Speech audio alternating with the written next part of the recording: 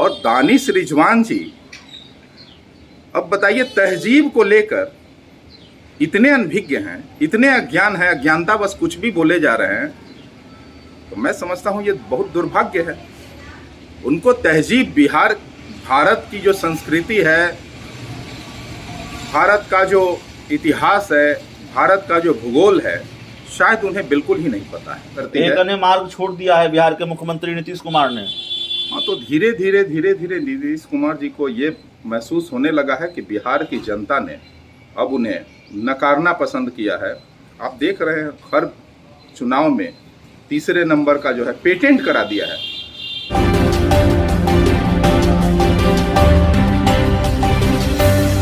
नमस्कार, आप देख रहे हैं आर लाइव और मैं हूं अभिषेक मिश्रा। बिहार के मुख्यमंत्री नीतीश कुमार से आशीर्वाद लिया लोक जनशक्ति पार्टी रामविलास के राष्ट्रीय अध्यक्ष चिराग पासवान ने उस दावते इफ्तार में, जिसका आयोजन तेजस्वी यादव की तरफ से राबड़ी आवास में किया गया था। चिराग पासवान से भी इसको लेकर बातचीत हुई और उन्होंने बताया कि इसका कोई राजनीतिक मतलब नहीं है। बड़े हैं नीतीश कुमार उम्र में, तजुर्बे में, इसलिए उनसे उनका आशीर्वाद उन्होंने लिया है। लेकिन इस पूरे मामले को लेकर जो बवाल है वो थमता हुआ नजर नहीं आ रहा है। बिहार के पूर्व मुख्यमंत्री जीतन राम मांझी की पार्टी ने हमला बोला है, निशाना साधा है चिराग पासवान पर और ये कहा है पार्टी के राष्ट्रीय प्रवक्ता, राष्ट्रीय प्रधान महासचिव, माफ कीजिएगा, दानिश रिजवान ने, कि कहाँ तो चिराग चाचा को जेल भेजने चले थे और कहाँ उनके पैरों में झुककर गिड़ा रहे थे कि मुझे बचा लीजिए। हमारे साथ लोक जनशक्ति पार्टी रामविलास के लोक जनशक्ति पार्टी रामविलास के प्रदेश प्रवक्ता राजेश भट्ट सर हैं। हिंदुस्तानी आवाम मोर्चा कह रही है कि कहाँ तो चिराग पासवान चाचा को जेल भेजने चले थे और कहाँ पैरों में गिर गए और ये कह रहे हैं माफ़ी मांगते चल रहे हैं। ये बयान तो बेहद हास्यास्पद है, इसलिए ये जो महीना है रमज़ान का पाक महीना है और कई राजनीतिक पार्टियां दावते इफ्तार का आयोजन करती है। उसी क्रम में राजद के इफ्तार पार्टी में हमारे चिराग पासवान जी भी पहुंचे थे और जो ये गंगा जमुना तहजीब है उसके तहत ये इफ्तार पार्टी का दावत होता है। रमज़ान के पाक महीने में जो ये इफ्तार का आयोजन है, ये सौहार्द, प्रेम, भाईचारा का संदेश देने का एक आयोजन है और उस आयोजन के तहत अगर कोई दुश्मन भी मिलता है तो दोस्त की तरह बर्ताव करता है। और राजनीतिक पार्टियों में हो सके नीतिगत विरोध हो सकती है, व्यक्तिगत तो कोई विरोध होता नहीं है राजनीति में।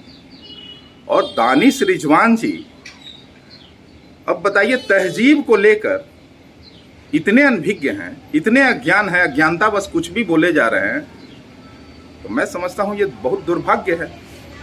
उनको तहजीब, भारत की जो संस्कृति है, भारत का जो इतिहास है, भारत का जो भूगोल है, शायद उन्हें बिल्कुल ही नहीं पता है।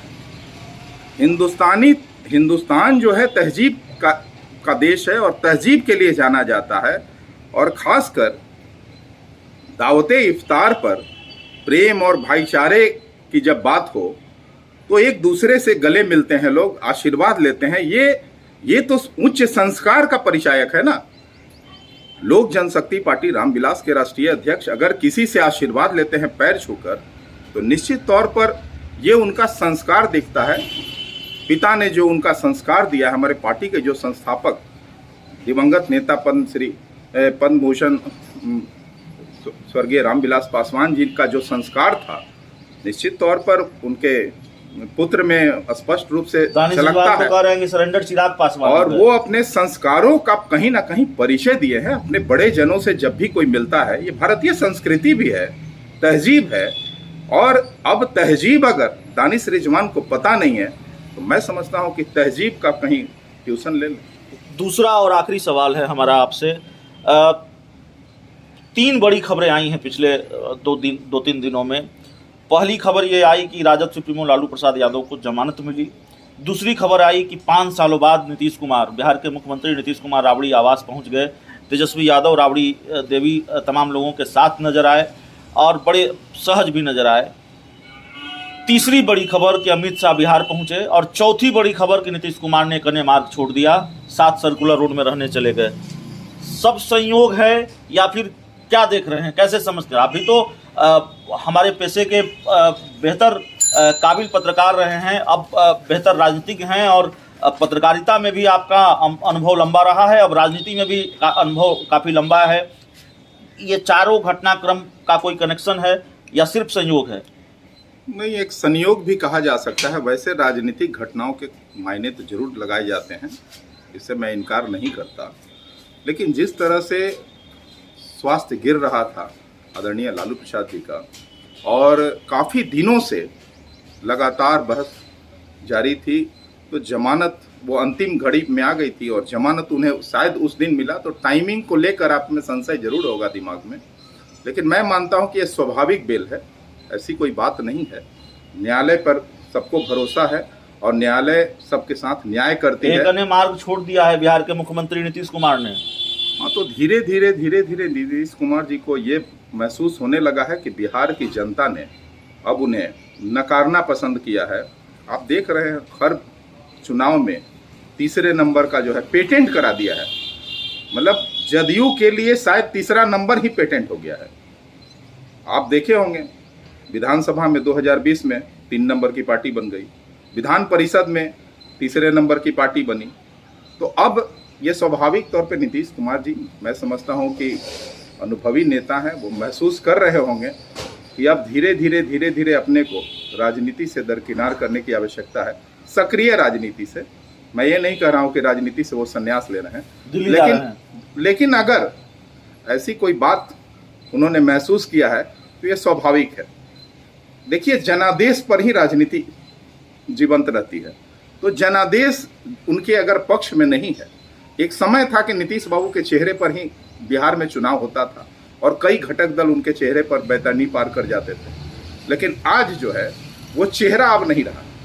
ये तो स्पष्ट हो गया, बिहार की जनता ने जिस तरह से नकारना एकदम निरंतरता में शुरू कर दिया है, अब वो चेहरा नीतीश कुमार जी का नहीं रहा। नीतीश कुमार जी को भी अब मान लेना होगा और मैं समझता हूँ कि ये स्वाभाविक तौर पे उन्होंने स्वीकार कर लिया। आप कह रहे हैं कि घर छोड़ा है पद भी छोड़ेंगे? मैं कह रहा हूँ कि स्वाभाविक तौर पे उन्होंने स्वीकार कर लिया है कि अब चेहरा मेरा नहीं रहा वो, जिसके कारण वो घटक दल को भी जितवा पाते थे, अब तो वही 3 नंबर की पार्टी पर स्थापित हो गए हैं। और मैं समझता हूं कि जदयू के लिए अब 3 नंबर प्लेटफॉर्म ही जो है पेटेंट हो गया है। तो जेडीयू का रोल नंबर 3 पक्का है और पेटेंट हो गया है, ये कह रहे हैं लोक जनशक्ति पार्टी रामविलास के प्रदेश प्रवक्ता राजेश भट्ट। और जो सबसे महत्वपूर्ण सवाल था, हिंदुस्तानी आवाम मोर्चा ने निशाना साधा है। जिस तरह से चिराग पासवान ने मुख्यमंत्री नीतीश कुमार का आशीर्वाद लिया, उनको प्रणाम किया और बहुत कुछ सेकंड की बात भी नीतीश कुमार और चिराग पासवान के बीच हुई। एक तरह का मजाक भी हुआ जब चिराग पासवान की शादी की बात चल रही थी, तो चिराग पासवान ने नीतीश कुमार से कहा कि कम से कम इस मामले में तो आप हमको बचा ही सकते हैं।